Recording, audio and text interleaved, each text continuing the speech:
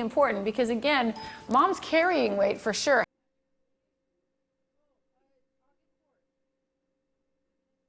And still keep the baby as the priority. We do all kinds of versions, dads and firemen. I mean, you know, you name it, we can do it. It's just a matter of getting that pose right. Pose number 4.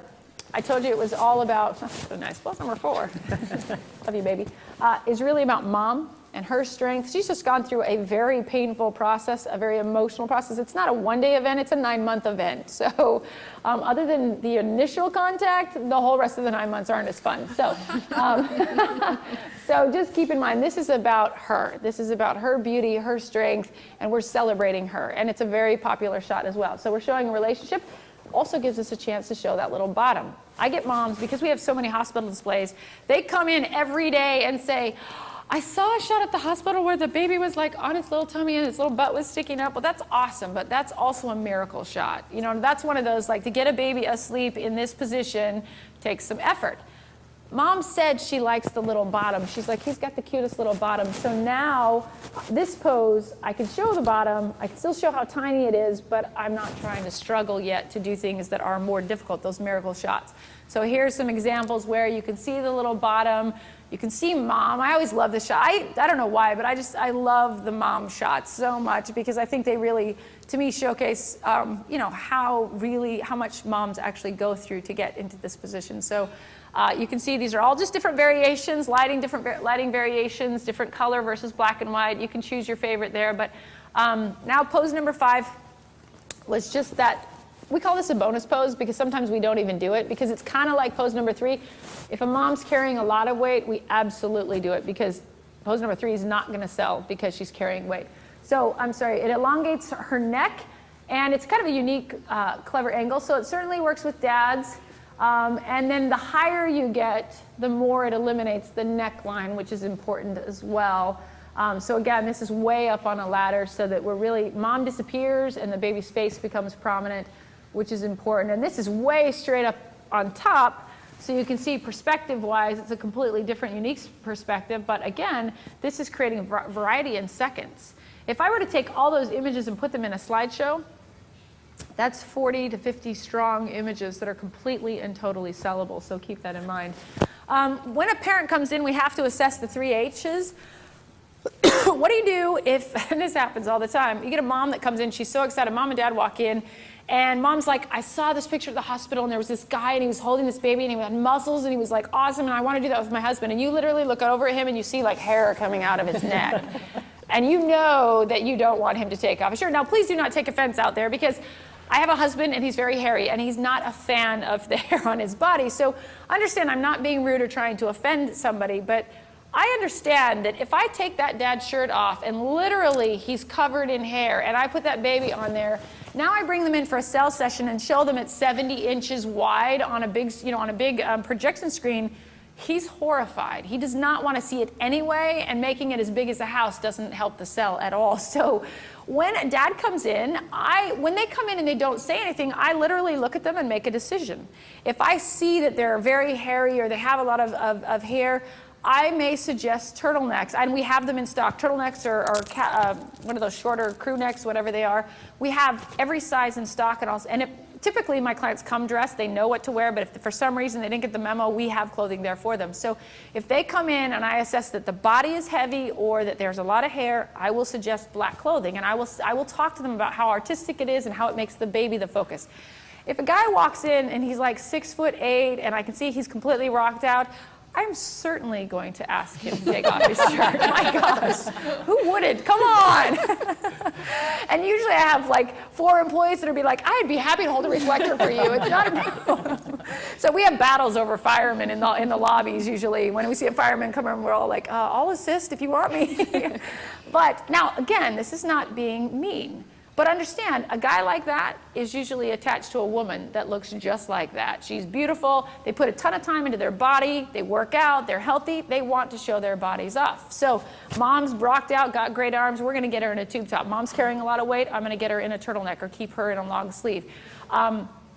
That doesn't mean I'm always right. Every once in a while, I get a mom who comes in and dad has to take his shirt off and I know he's not going to be comfortable with it. I'll do it. I certainly am not going to say, sorry, you're past the hair meter. It's not going to work out. Let me check you out. I'll meter him. Sorry, too much hair. But if I know that it's going to be an issue, I'll say, you know what, that is a great idea. I love that shot, but let's go ahead and do this. Let's make half of the images about the baby and then half of the images about you and the baby. So we're going to have shirt on for half and shirt off for half. And I make that decision because ultimately dad thanks me later, because half the time they go directly to the ones that I knew they would in the first place. So it's okay. Now, what about heavy, carrying weight after babies? You know what, dads typically carry a little extra weight after having a baby too. That's why you asked what backgrounds, dark is dreamy. Anything you put a heavy person on that's dark when they're in dark clothing is going to separate or drop them back and focus more on the face.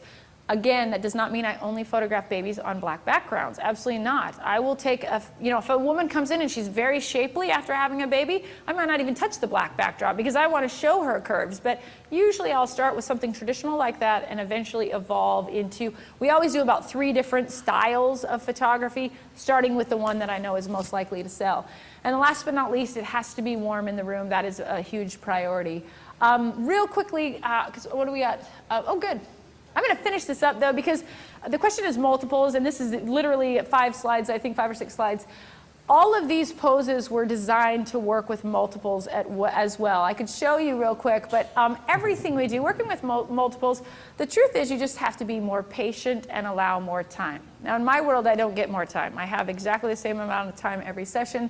If you know you're new at this and you're struggling or you're starting out, you want to make sure that you allow yourself a little more time, because 2 is harder than 1, period. They are definitely, usually there's a screamer and then a sleeper and then a sleeper and then a screamer, and that's just the way it goes. But allow yourself more time. But you know what the biggest thing is? Breathe. The more stressed you, babies literally feed off of you and they feed off their parents. If mom comes in and she's neurotic and freaking out, or you're freaking out and neurotic, that baby is going to go right down the tube as well. So just relaxing is really important. The key is having techniques that work. Things like this. If you can't get them looking at you, don't get them to look at you. I mean, mom and dad really want them doing something. Do you want to know what the big secret in this shot is? With triplets, I threw a Cheerio right here. So mom wanted all the babies looking at me smiling. I know that's not going to happen. These are 3, 6, and 7, or 7 months old. So I literally gave them each a Cheerio, let them eat it, and then I was like, all right, you guys ready? And I threw it at that shoe, and that's the shot. Now, this was sold as a wall portrait, because this is actually what mom and dad want to see. Getting 3 babies looking at you and smiling is not that easy. And I try not to walk into rooms going head swaps. I know I can do that, but it's my last resort if I have to. These babies, I'm going to show you more about these. These are the Thompson quads, and I've been photographing them since they were brand new. And same thing, the secret to this shot, I threw a Cheerio right here. So getting them engaged. In fact, John wanted nothing to do with this session. He screamed and cried, was very upset. Eventually, when we got him engaged in an activity, we were able to do this. Now, this sale, it turns out, mom and dad always come in with the vision of a beautiful wall portrait of everybody smiling. I walk into multiple sessions with the vision of, okay, the first thing I'm going to do is create a storybook image. This is my wall portrait. I don't tell this to the parents. I want the children doing something engaging that children would do at that age. This works. Now I'm going to photograph every child individually, because I can get a smile out of every child individually. And now guess what? My goal is to sell a wall collection. And I tell mom, when they come into the sales room and they see this beautiful image and then they're looking at those individual images that they might not have thought they wanted, I'll turn to them and I'll say, you know what's so amazing about this is you have this beautiful wall portrait for you for your house. I said, but the great thing about having these individual shots is someday when these babies grow up, they're going to want to have their own picture and they're going to want to have an image they can keep. Now I've just sold 4 20 by 20s or 4 30 by 30 images, one for each child in the future. So now I've got my 40-inch portrait or my 50-inch portrait. I have 4 20-inch portraits.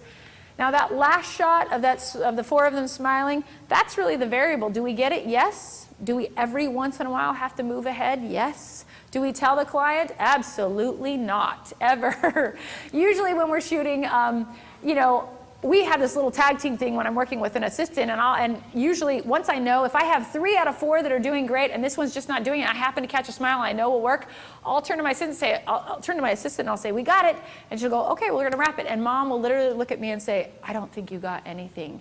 And I'll turn to her and I'll say, I guarantee you I got it. And if she says, can I see it? I'll say, nope, you gotta wait, but I guarantee I got it. I will then go in, I will move that baby's head, she comes in, she's watching a beautiful slideshow, all of a sudden that beautiful finished image of 4 kids looking at the camera smiles, she literally looks at me and goes, oh my gosh, you are amazing. And I say, thank you. I never tell them we move heads. Never say you're going to move a head. Never tell them. They know you can do that, but you don't need to tell them. You're an artist. For heaven's sakes, artists, painters don't talk about their paintbrushes. They talk about the art of what they do. So don't talk about your digital tools and what you can do. Just do it and blow their minds. Now, I think that brings us to the end. We're going to finish up, and I think turn back over to your ladies. And thank you guys for so much. This was a lot of fun. Thank you. A couple of questions from the internet. One is Rach from Eastern Iowa. How do you price point baby plan with multiples? Do you offer a discount for the second baby, or do you double that? Yeah, it's twice as much. They're hard. No, that's a great question. Thank you.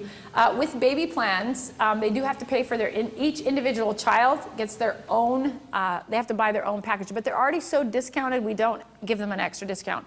The associate session was $99. It was about $900 worth of work. So if they have twins, they pay 2 $99 sessions.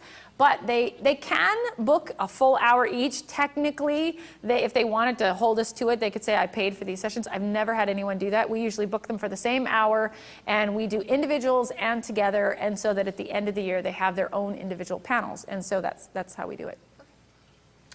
Just see if you guys have any questions. They're tired. I want to know How's that baby treating you, Omar? Yeah, little Carlos is sleepy. Yes, please, Stephanie. Just out of curiosity, if you don't have a studio that you can work in and baby pees, what do you tell the mom then? Meaning, like when it hits the floor, the floor that we're on, don't tell anybody, but it's not a real wood floor. So if you have a small, these floors can be purchased in, we use Silver Lake backgrounds. We're going to use some tomorrow, but I would have something like this you can buy these as small as 4 by 5 is what we're going to be using tomorrow. So buy a small floor space and have it there. If I didn't have that, when I started out, thank you actually for bringing up the way past, plastic tablecloths? I would put those under my stool. So it's been a long time since I've even remembered that, but I would buy a cheap plastic tablecloth, put it under my stool, and that way when the baby went, they didn't go on my carpet. So it was a whole lot easier than cleaning carpets. That work? And some folks online were kind of asking something similar about if you're going to shoot in a client's home, would that be I would take the plastic tablecloth, absolutely. I would bring something to protect the floor, and fabric's not going to do it, so that plastic tablecloth, but if you wanted it to be pretty, you could always do plastic tablecloth and then your background or something over that, as long as it's not something they're going to be upset that it's wet, but you're just trying to protect the surface underneath, so obviously that's an option. But I think most parents pretty much expect to get wet, you know what I mean? They know they're going to get wet, and they know their house is going to get wet if they're doing naked shots, so. And from Christine P. Photo, is there a time of day that works best to photograph newborns? You know what? All babies are better in the mornings, period, but usually it's 5 o'clock in the morning. Most of you aren't willing to work at that time, but babies, parents tell you all kinds of things. She's best at 3 o'clock in the afternoon, but we always find that the early morning, that 8 and 9 a.m. are the best sessions of the day with babies. Every baby is different. There's no right answer on that. We try to work around their napping schedule, but that changes weekly sometimes. So we always tell moms, even though she might be on a napping schedule, honestly, I guarantee you the mornings are going to work best. And once those are gone, we tell them, I guarantee you the afternoons are best. And once those are gone, we just put them wherever we can. So.